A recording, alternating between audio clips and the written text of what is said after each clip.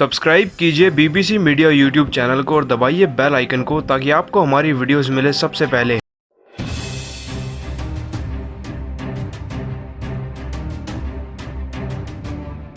दोस्तों, अगर आप भी राजस्थान की शानदार जीत से खुश हैं तो वीडियो को लाइक जरूर कीजिएगा।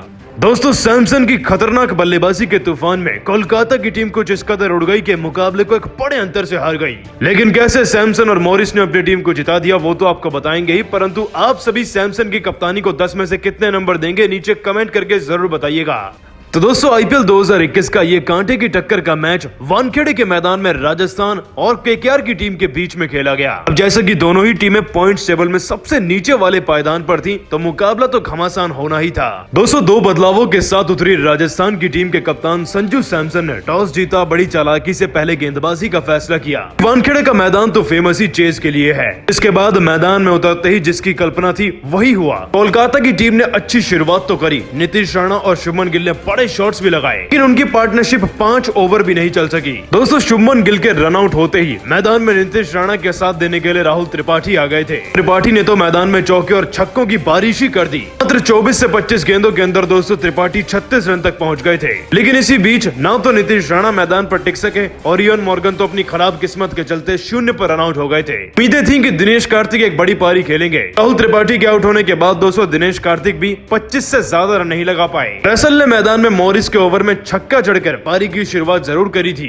ऐसा भी लग रहा था कि अंतिम 12 गेंदों में रसल अपने नाम 25 से 30 रन तो कर ही ले गए, लेकिन रसल भी कैच आउट हो गए और फिर 18वें ओवर में ही मॉरिस ने पैट कमिंस का भी विकेट ले लिया, जिसके बाद लड़खड़ाते हुए जैसे तैसे कोलकाता की टीम 133 तक पहुंची। आपको बता दें कि इस दौरान राजस्थान की टीम की तरफ से गेंदबाजी के सुपरस्टार बने क्रिस मॉरिस। दोस्तों, शानदार गेंदबाजी करते हुए मॉरिस ने न सिर्फ आंद्रे रसल बल्कि इयोन मॉर्गन, दिनेश कार्तिक व पैट कमिंस जैसे खिलाड़ियों को अपने दम पर ही पवेलियन में बिठा दिया था।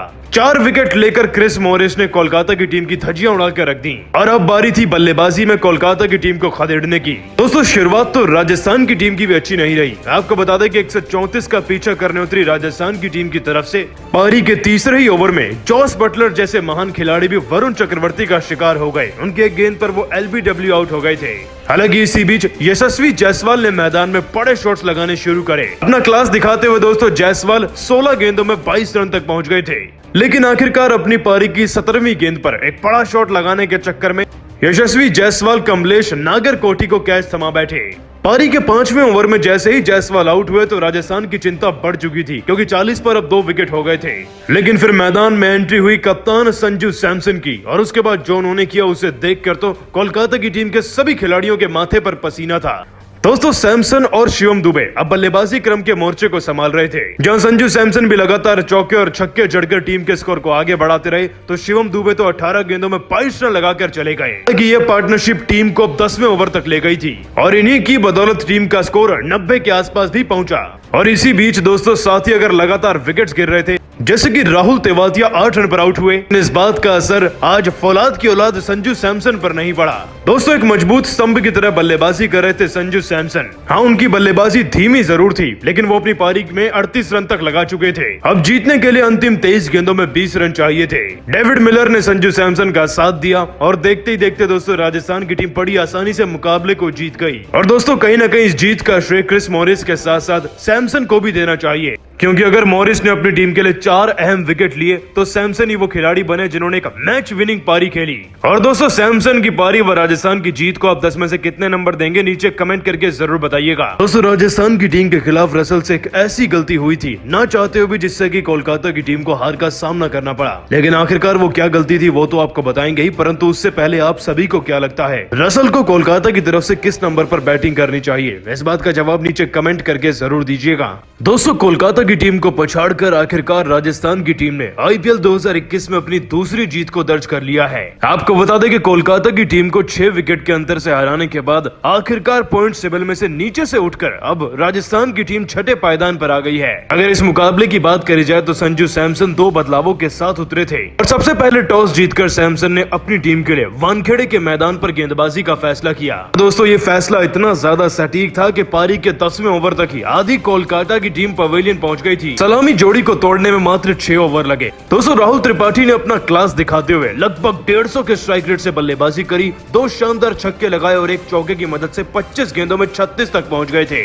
हालांकि दिनेश कार्तिक ने फिर त्रिपाठी के साथ मिलकर एक 25 रनों की पारी जरूर खेली, लेकिन इनके बीच में पार्टनरशिप होती। इसी बीच दोस्तों राहुल त्रिपाठी कैच आउट हो गए और उनकी पारी 36 पर ही रुक गई। आगे चलकर दिनेश कार्तिक के साथ मैदान पर रसल व पैट कमिंस जैसे खिलाड़ी तो आए बल्लेबाजी करने के लिए, लेकिन जहां रसल 9 रन तो वहीं पैट कमिंस जैसे बल्लेबाज 10 रन पर आउट हो गए। अब 20 ओवर में 9 विकेट गंवाकर 133 पर थी कोलकाता की टीम और राजस्थान को जीतने के लिए 134 रन चाहिए थे। राजस्थान की टीम की तरफ से सलामी जोड़ी में बदलाव हुआ। इस बार बटलर के साथ यशस्वी जायसवाल आए बैटिंग करने और दोस्तों बटलर तो खैर कुछ खास नहीं कर पाए, 5 रन पर आउट हो गए थे, लेकिन जायसवाल ने अपनी काबिलियत को साबित करते हुए टीम के लिए 22 रनों की एक अच्छी शुरुआत तो दिला ही दी थी। लेकिन इसके बाद मैदान में एंट्री हुई राजस्थान के कप्तान संजू सैमसन की। दोस्तों जहां सैमसन जिम्मेदारी से खेलते रहे, अपनी टीम के लिए सेट हो चुके थे, तो वहीं दुबे 22 रन लगाकर चले गए थे। इसके बाद तिवातिया तो कुछ नहीं कर सके, लेकिन मिलर के साथ मिलकर संजू सैमसन ने अपनी 42 रनों की पारी के चलते टीम को आसानी से जिता दिया। लेकिन दोस्तों इस मुकाबले में रसल की एक ऐसी भी गलती रही जिसके चलते चाहकर भी कोलकाता की टीम इस मुकाबले को नहीं जीत पाई।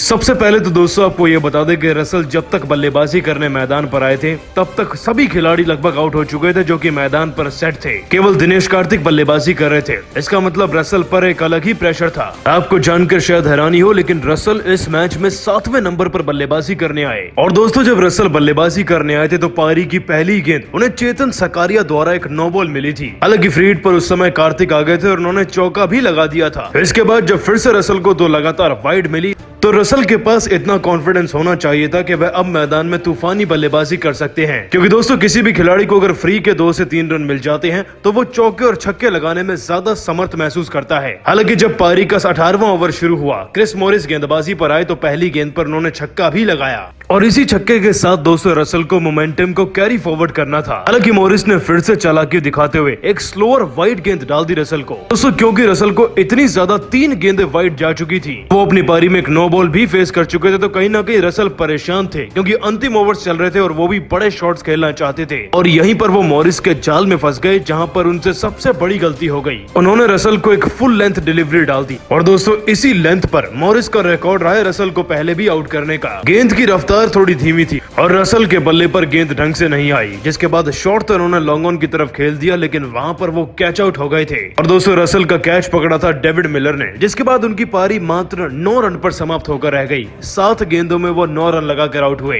अब जरा सोचिए दोस्तों कि जो खिलाड़ी अपने पिछले ही मैच में 22 गेंदों में 54 रन जड़कर गया था, जब इस बार टीम को जरूरत पड़ी तो परफॉर्म करने की बजाय वो मात्र 9 रन पर आउट हो गए। और दोस्तों यही वो रसल की सबसे बड़ी गलती बनी, जिसके चलते कोलकाता की टीम को अंतिम ओवर्स में 30 से 40 रन नहीं मिल पाए और कोलकाता की टीम चाहकर भी 133 के लक्ष्य को डिफेंड नहीं कर पाई। लेकिन दोस्तों सोशल मीडिया पर इस बात की भी मांग उठ रही है कि रसल को जानकर 6 या 7वें नंबर पर भेजा जा रहा है, जबकि वो 4थे और 5वें नंबर के खिलाड़ी हैं। परंतु आप सभी को क्या लगता है, वाकई में रसल की गलती की वजह से कोलकाता हारी और रसल को कितने नंबर पर खिलाना चाहिए? इस बात का जवाब नीचे कमेंट करके जरूर दीजिएगा। दोस्तों सैमसन की खतरनाक बल्लेबाजी के तूफान में कोलकाता की टीम कुछ इस कदर उड़ गई कि मुकाबले को एक बड़े अंतर से हार गई। लेकिन कैसे सैमसन और मॉरिस ने अपनी टीम को जिता दिया वो तो आपको बताएंगे ही, परंतु आप सभी सैमसन की कप्तानी को 10 में से कितने नंबर देंगे? नीचे कमेंट करके जरूर बताइएगा। तो दोस्तों आईपीएल 2021 का ये कांटे की टक्कर का मैच वानखेड़े के मैदान में राजस्थान और केकेआर की टीम के बीच में खेला गया। अब जैसे कि दोनों ही टीमें पॉइंट्स टेबल में सबसे नीचे वाले पायदान पर थी, तो मुकाबला तो घमासान होना ही था। दोस्तों 2 बदलावों के साथ उतरी राजस्थान की टीम के कप्तान संजू सैमसन ने टॉस जीता, बड़ी चालाकी से पहले गेंदबाजी का फैसला किया। वानखेड़े का मैदान तो फेमस ही चेज के लिए है। इसके बाद मैदान में उतरते ही जिसकी कल्पना थी वही हुआ। कोलकाता की टीम ने अच्छी शुरुआत तो करी, नीतीश राणा और शुभमन गिल ने बड़े शॉट्स भी लगाए, लेकिन उनकी पार्टनरशिप 5 ओवर भी नहीं चल सकी। दोस्तों शुभमन गिल के रन आउट होते ही मैदान में नीतीश राणा के साथ देने के लिए राहुल त्रिपाठी आ गए थे। त्रिपाठी ने तो मैदान में चौके और छक्कों की बारिश ही कर दी। मात्र 24 से 25 गेंदों के अंदर दोस्तों त्रिपाठी 36 रन तक पहुंच गए थे। लेकिन इसी बीच ना तो नीतीश राणा मैदान पर टिक सके और इयान मॉर्गन तो अपनी खराब किस्मत के चलते 0 पर रन आउट हो गए थे। उम्मीदें थी कि दिनेश कार्तिक एक बड़ी पारी खेलेंगे। राहुल त्रिपाठी के आउट होने के बाद दोस्तों दिनेश कार्तिक भी 25 से ज्यादा रन नहीं लगा पाए। रसल ने मैदान में मॉरिस के ओवर में छक्का जड़कर पारी की शुरुआत जरूर करी थी।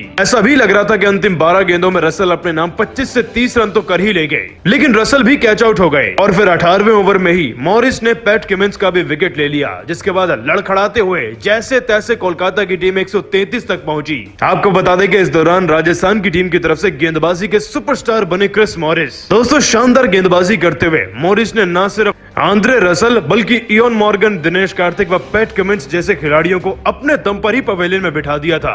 4 विकेट लेकर क्रिस मॉरिस ने कोलकाता